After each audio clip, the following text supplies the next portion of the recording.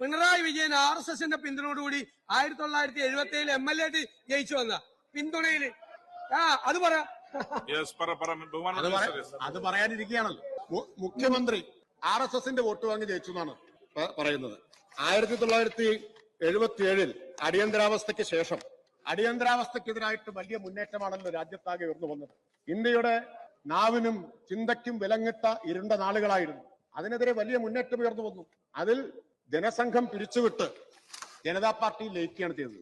അന്ന് ജനസംഘമില്ല, ജനതാ പാർട്ടിയാണുള്ളത്. അന്ന് ജനതാ പാർട്ടിയുടെ ചിഹ്നം കലപ്പയേന്തിയ കർഷകനാണ്. ആ മുഖ്യ പ്രതിപക്ഷമായ ജനതാ പാർട്ടിയുമായിട്ട് ദേശീയ തലത്തിൽ സഹകരിച്ചിട്ടുണ്ട്, ജനസംഘവുമായിട്ട് സഹകരിച്ചിട്ടില്ല. സഹകരിക്കാൻ ജനസംഘം വന്നില്ല. KPCC പ്രസിഡന്റ്, ഇപ്പോഴത്തെ KPCC പ്രസിഡന്റ് അന്ന് സംഘടനാ കോൺഗ്രസിലാണ്.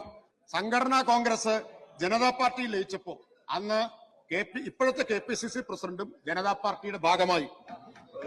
അടിയന്തരാവസ്ഥയുടെ കാലത്ത് K. സുധാകരൻ എന്നയാൾ, ഇപ്പോഴത്തെ KPCC പ്രസിഡന്റ്, ജനതാ പാർട്ടിയുടെ യുവജന വിഭാഗത്തിന്റെ സംസ്ഥാന ഭാരവാഹിയായിരുന്നു. ഇനി 77 KG മാരാർ ഉദുമയിൽ മത്സരിച്ചല്ലോ. ഉദുമയിൽ മത്സരിച്ചപ്പോ ഇന്നത്തെ KPCC പ്രസിഡന്റ് അദ്ദേഹത്തിന്റെ തെരഞ്ഞെടുപ്പ് കമ്മിറ്റിയുടെ ഭാരവാഹിയായിരുന്നു. അതായത് LK അദ്വാനി, വാജ്പേയി, K. സുധാകരൻ എന്നിവരെല്ലാം അന്ന് ഒരേ പാർട്ടിയിലാണ്, ജനതാ പാർട്ടിയിലാണ്. സർ, വേറൊരു നുണപ്രചരണം 77 ഇപ്പോഴത്തെ മുഖ്യമന്ത്രി സഖാവ് പിണറായി വിജയൻ KG മാരാരുടെ തെരഞ്ഞെടുപ്പ് കമ്മിറ്റി ഭാരവാഹിയായിരുന്നു എന്നാണ് ഇവർ ആസൂത്രിതമായി പ്രചരിപ്പിച്ചുകൊണ്ടിരിക്കുന്ന ഒരു കാര്യം. സർ, ആ തെരഞ്ഞെടുപ്പിൽ കൂത്തുപറമ്പിലെ സ്ഥാനാർത്ഥിയാണ്, CPIMന്റെ സ്ഥാനാർത്ഥിയാണ് പിണറായി വിജയൻ. എങ്ങനെയാണ് തെരഞ്ഞെടുപ്പ് കമ്മിറ്റി ഭാരവാഹിയാവുക? ഒരു കാര്യം കൂടി, 1979 കേരളത്തിൽ 4 നിയമസഭാ ഉപതെരഞ്ഞെടുപ്പ് നടന്നു. 79 കാസർഗോഡ്, തലശ്ശേരി, തിരുവല്ല, പാറശാല ഈ 4 മണ്ഡലങ്ങളിൽ ഉപതെരഞ്ഞെടുപ്പ് നടന്നു. അന്നാണ് EMSന്റെ ചരിത്ര പ്രസിദ്ധമായിട്ടുള്ള പ്രസംഗം. എന്താണെന്നറിയോ? RSSകാരന്റെയും വോട്ട് ഞങ്ങൾക്ക് വേണ്ട എന്നതാണ് സഖാവ് EMS അന്ന് പ്രഖ്യാപിച്ചത്. അത് അന്നും പറയും, ഇന്നും പറയും, എന്നും പറയും. അത് പറയാൻ കേൾപ്പുള്ള ഒരു പ്രസ്ഥാനം മാത്രമേ ഉള്ളൂ. അത് ഇടതുപക്ഷമാണ്. 80 പാർലമെന്റ് തെരഞ്ഞെടുപ്പിൽ കാസർഗോഡ് മണ്ഡലത്തിൽ കോൺഗ്രസ് മുന്നണിയുടെ സ്ഥാനാർത്ഥിയായിട്ട് മത്സരിച്ചത് രാജഗോപാലായിരുന്നു. അന്ന് കോൺഗ്രസ് ആർക്ക് വേണ്ടിയാണ് വോട്ട് പിടിച്ചത്? രാജഗോപാലിന് വേണ്ടിയാണ് വോട്ട് പിടിച്ചത്. CPIMലെ രാമണ്ണറെ 73,587 വോട്ടിനാണ് അന്ന് രാജഗോപാലിനെ, നിങ്ങളുടെ പൊതു സ്ഥാനാർത്ഥിയെ, തോൽപ്പിച്ചത്. സർ, KPCC പ്രസിഡന്റ്, ഇപ്പോഴത്തെ KPCC പ്രസിഡന്റ്, ഞാൻ പറഞ്ഞല്ലോ, അദ്ദേഹം എടക്കാട് നിയമസഭാ മണ്ഡലത്തിൽ കോൺഗ്രസ് മുന്നണിയുടെ സ്ഥാനാർത്ഥിയായിട്ട് മത്സരിച്ചു. എപ്പോ? ജനതാ പാർട്ടിയുടെ ആളായിട്ട്. അപ്പൊ KPCC പ്രസിഡന്റ് ഈ ജനതാ പാർട്ടിയുടെ സ്ഥാനാർത്ഥിയായിട്ട് മത്സരിച്ചിട്ടുണ്ട്, ഇപ്പോഴത്തെ നിങ്ങളുടെ KPCC പ്രസിഡന്റ്. അതുകൊണ്ട് ആ ആരോപണവും ഞങ്ങൾക്ക് നേരെ വരില്ല, തിരിഞ്ഞ് നിങ്ങൾക്ക് നേരെ തന്നെയാണ് കുത്തുക എന്നോർക്കണം. ഒരു കാര്യം പറയാം, പാലക്കാട്ട് 1971 നിങ്ങൾ കേൾക്കണം ഇതൊക്കെ.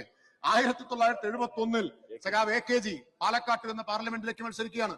ആരാണ് നിങ്ങളുടെ പൊതു സ്ഥാനാർത്ഥി എന്നറിയാമോ? പൊതു സ്ഥാനാർത്ഥി പ്രൊഫസർ TC ഗോവിന്ദൻ, വിക്ടോറിയ കോളേജിലെ പ്രൊഫസറായിരുന്നു.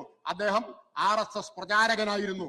കോൺഗ്രസിന്റെയും ലീഗിന്റെയും അതുപോലെ തന്നെ RSSന്റെയും പൊതു സ്ഥാനാർത്ഥി, ഞാൻ പേര് വെച്ചല്ലായിരുന്നു, പ്രൊഫസർ TC ഗോവിന്ദൻ. EMSനെതിരെ പൊതു സ്ഥാനാർത്ഥിയെ, RSS സ്ഥാനാർത്ഥിയെ പിൻവലിപ്പിച്ച കാര്യം പറഞ്ഞല്ലോ. പിൻവലിപ്പിച്ച കാര്യം പട്ടാമ്പിയിൽ. ചരിത്രം കുറച്ച് പഠിക്കുന്നത് നല്ലതാ. ഇനിയും ഉദാഹരണങ്ങൾ പറയാം. RSSനെ കോൺഗ്രസിൽ മെമ്പർഷിപ്പ് കൊടുക്കാൻ തീരുമാനിച്ചവരാണ് നിങ്ങളുടെ പാർട്ടി. എപ്പോഴാണെന്നറിയോ? 1949 ഒക്ടോബർ 7 വിദേശത്തായിരുന്ന നെഹ്റുവിന്റെ അഭാവത്തിൽ ചേർന്ന കോൺഗ്രസ് പ്രവർത്തക സമിതി എടുത്ത തീരുമാനം എന്താണെന്നറിയോ? RSS പ്രവർത്തകർക്ക് കോൺഗ്രസിൽ അംഗത്വം കൊടുക്കാനാണ്. 48 നവംബർ 7 നെഹ്റു തിരിച്ചെത്തിയപ്പോ തിരുത്തി. അതായത് നെഹ്റുവിന്റെ കണ്ണൊന്ന് തെറ്റിയപ്പോ RSSനെ വിളിച്ച് കോൺഗ്രസിൽ മെമ്പർഷിപ്പ് കൊടുക്കാൻ തീരുമാനിച്ച ആൾക്കാരാണ് നിങ്ങൾ. ഞങ്ങളുടെ DNA-യിലുള്ളത് RSS വിരുദ്ധതയാണ് എങ്കിൽ നിങ്ങളുടെ DNA-യിലുള്ളത് RSSും ഹിന്ദുത്വ രാഷ്ട്രീയവുമായിട്ടുള്ള വിധേയത്വമാണ്. അതാണ് ഞാൻ പറഞ്ഞത്. എന്ന് തുടങ്ങിയതാണ് എന്നോർക്കണം. ആരാണ് ഗാന്ധിവധത്തെ തുടർന്ന് നിരോധിക്കപ്പെട്ട RSSന്റെ നിരോധനം പിൻവലിച്ചത്? പട്ടേലും ഗോൾവാൾക്കറും തമ്മിലുള്ള ഒത്തുതീർപ്പായിരുന്നില്ലേ? ആരാണ് RSSന് നിരോധനം നീക്കി RSSന് ഗണവേഷത്തിൽ കാക്കി ട്രൗസറും വെള്ള ഷർട്ടുമായി റിപ്പബ്ലിക് ദിന പരേഡിൽ നിരത്തി അവർക്ക് മാന്യതയുണ്ടാക്കി കൊടുത്തത് നെഹ്റു ഗവൺമെന്റ് ആയിരുന്നില്ലേ? ഈ ചരിത്രത്തിന്റെ ഈ പാപക്കറ മുഴുവൻ പുരണ്ട കൈകളുമായിട്ടാണ് നിങ്ങൾ ഞങ്ങൾക്ക് നേരെ വിരൽ ചൂണ്ടുന്നത്. ഈ പാപക്കറ മുഴുവൻ പുരണ്ട കൈകൾ അത് നിങ്ങളുടെ കൈകളാണ്. അതുകൊണ്ടാണ് നിങ്ങൾ ഞങ്ങളുടെ നേരെ വിരൽ ചൂണ്ടുന്നത്.